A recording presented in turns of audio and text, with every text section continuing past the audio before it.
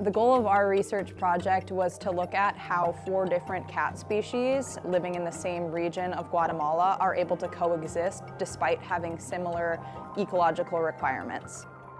In order to answer that question, we used camera data to look at how cats were sharing resources in space and in time, and we used dietary data from our process of DNA metabarcoding from scat samples to look at what each cat was eating.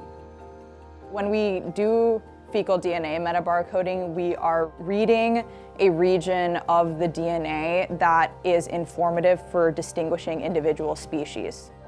So we found that in each pair of cats of the same body size, so pumas and jaguars or ocelot and margay, the smaller cat in the pair was able to use resources higher up in the canopies. And this was really interesting because a lot of previous research on resource partitioning in carnivores has been based in systems like the African savanna, where there isn't this vertical dimension to examine.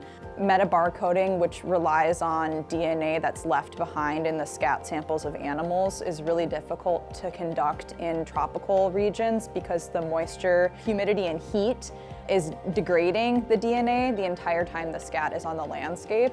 We were able to recover sufficient DNA from those degraded sources, those scat samples, to actually characterize the diets, which was really exciting. We had the opportunity to work with conservation detection dogs.